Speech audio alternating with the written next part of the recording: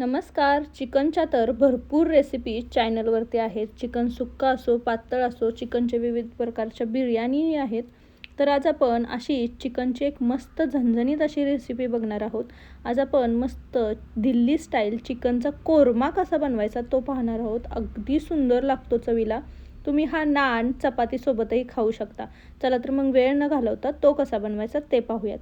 तर इथे मी गॅसवरती एक कढई ठेवलेली आहे. यामध्ये साधारण 3 ते 4 चमचे तेल घेतलेलं आहे. आपल्याला तेल आधी गरम करून घ्यायचं आहे आणि यामध्ये कांदा तळून घ्यायचा आहे. त्यासाठी कांदा तळण्यासाठी तुम्हाला जेवढं तेल लागेल ना तेवढं घ्यायचं आहे. इथे मी 3 ते 4 चमचे तेल घेतलेलं आहे. तेल गरम झालं की इथे मी साधारण मध्यम आकाराचे 2 ते 3 कांदे उभे पातळ चिरून घेतलेले ते घालणार आहे. कांदा मी थोडासा सुट्टा करून घालते आहे. तर आपल्याला बिर्याणीसाठी जसा बरिस्ता बनवतो आपण तसा जो कांदा तळून घेतो तसा हा कांदा तळून घ्यायचा आहे. छान क्रिस्पीसर रंगावरती हा कांदा आपल्याला तळून घ्यायचा आहे. तर मी कांदा हलवत हलवत घेते आहे. हलवत हलवत आपल्याला हा छान गोल्डन ब्राऊन होईपर्यंत तळून घ्यायचा आहे. तुम्ही पाहू शकता कांद्याची साईजही आता कमी झालेली आहे आणि याचा कलरही बदलायला लागलेला आहे. आपल्याला कांदा जास्त करपवायचा नाही आहे. हा थोडासा छान असा गोल्डन ब्राऊन झाला की तो आपण काढून घेणार आहोत. तर आपला कांदा साधारण 3 ते 4 मिनटामध्ये तळला गेलेला आहे. याला छान असा गोल्डन ब्राऊन रंग आलेला आहे. तर तेल निथळून आपण हा कांदा एखाद्या प्लेटमध्ये काढून घेणार आहोत. आता कांदा आपला तळून तयार आहे. इथे मी वाटण काय काय बनवायचं त्याचं साहित्य काढलं आहे. तर साधारण 1 मोठा टोमॅटो मी चिरून घेतला आहे. 7 ते 8 काजू घेतलेले आहेत. थोडंसं आलं आणि लसूण घेतलेलं आहे आणि 2 ते 3 मध्यम आकाराचे कांदे मी असे चौकोनी आकारामध्ये चिरून घेतलेले आहेत. आपल्याला हे कच्चंच वाटण वाटून घ्यायचं आहे. हे वाटण भाजायची गरज नाही आहे. तर मी मिक्सर जारमध्ये कांदा, टोमॅटो, काजू आणि आलं आणि लसूण हे सर्व घालून घेणार आहे. आता आपल्याला हे वाटण जे आहे ते पाणी न घालता छान बारीक करून घ्यायचं आहे. टोमॅटोच्या मॉइश्चरमुळे हे वाटण छान व्यवस्थित पाणी न घालताही बारीक होतं. तर हे मी वाटण छान बारीक करून घेतलेलं आहे. तुम्हाला दाखवते. ही छान अशी पेस्ट तयार झालेली आहे. आपण पनीरच्या भाजीला बनवतो तशी ही पेस्ट तयार केली आहे. आपलं वाटण तयार आहे. कांदाही तळून झालेला आहे. इथे मी अर्धा किलो चिकन घेतलेलं आहे. चिकन स्वच्छ 2 ते 3 पाण्याने धुवून घ्यायचं. आता हे चिकन आपण मॅरिनेट करून घेणार आहोत. तर मॅरिनेशनसाठी आपण आधी याला मीठ लावणार आहोत. तर इथे मी साधारण भाजीला लागेल तितकं मीठ घेतलेलं आहे. 1 चमचा मी यामध्ये मीठ घातलेलं आहे. आता मिठाच्या नंतर आपण सुके मसाले घालणार आहोत. तर इथे मी आपला घरचा जो कांदा लसूण मसाला असतो तो 2 चमचे घेतलेला आहे. कांदा लसूण मसाला नसेल तर तुम्ही घरगुती कोणता मसाला वापरत असाल तो घेतला तरीही चालेल. 1 चमचा इथे मी काश्मीरी लाल मिर्च पावडर घेतलेली आहे. पाऊण चमचा इथे मी धनेपूड आणि पाऊण चमचा मी जिरेपूड घेतलेली आहे. मसाल्याच्या डब्यामध्ये जो छोटा चमचा असतो तो अर्धा चमचा मी हळद घेतलेली आहे आणि साधारण मोठे 2 ते 3 चमचे दही घेतलेलं होतं ते फेटून घेतलेलं आहे ते आपण यामध्ये घालणार आहोत. आता आपण जो कांदा तळून घेतलेला होता तो सर्व कांदा आपण यामध्ये घालून घ्यायचा आहे. तुम्ही असाही घालू शकता किंवा थोडासा चुरून घातला तरीही चालेल. आपण जे वाटण बनवून घेतलेलं होतं कांदा टोमॅटोचं ते सर्व वाटण आपण यामध्ये घालणार आहोत. वाटण बघा तुम्ही जास्त बारीकही नाही आणि जास्त दरदरीतही नाही अशी मी याची पेस्ट बनवून घेतलेली होती. वाटणात शक्यतो अजिबातही पाणी घालायचं नाही.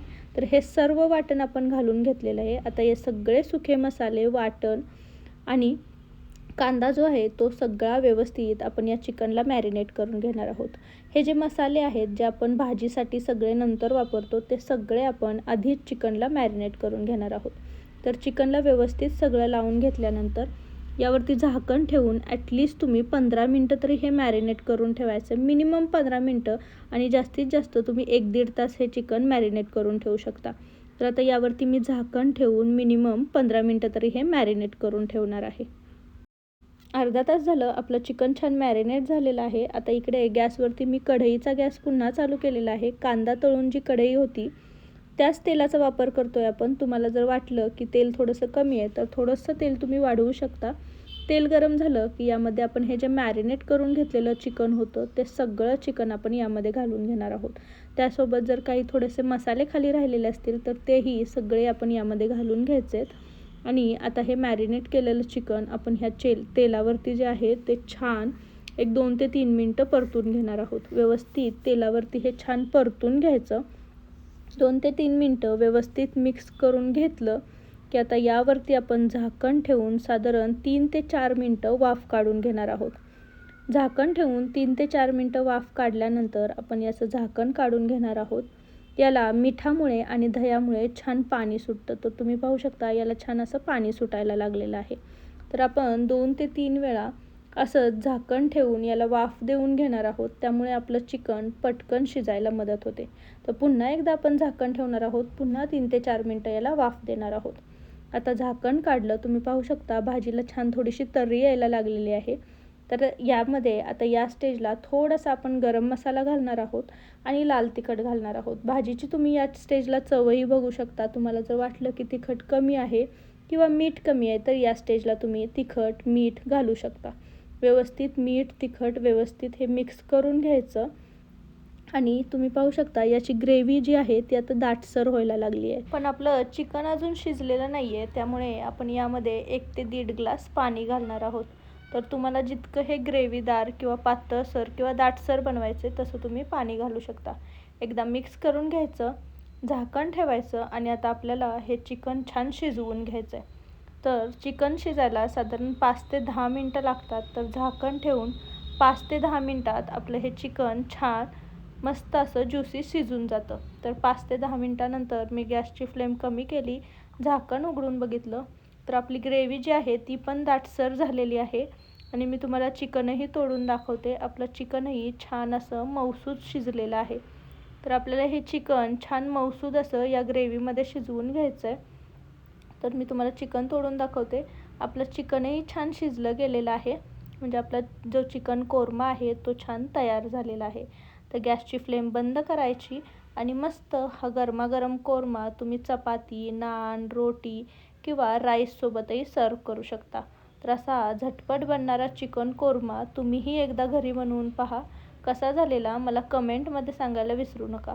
रेसिपी जर आवडली असेल तर रेसिपीला एक लाईक नक्की करा आणि तुमच्या फॅमिली आणि फ्रेंड्ससोबत याची लिंक जास्तीत जास्त शेअर करा. तुम्ही जर माझ्या चॅनलवर नवीन असाल तर चॅनलला नक्की सबस्क्राईब करा आणि जवळचे बेल आयकॉनही दाबा. त्याने माझ्या चॅनलवरच्या नवीन नवीन रेसिपींचे नोटिफिकेशन तुम्हाला मिळत राहतील. तर पुन्हा भेटू अशीच एक झटपट बनणारी रेसिपी घेऊन. तोपर्यंत थँक्यू.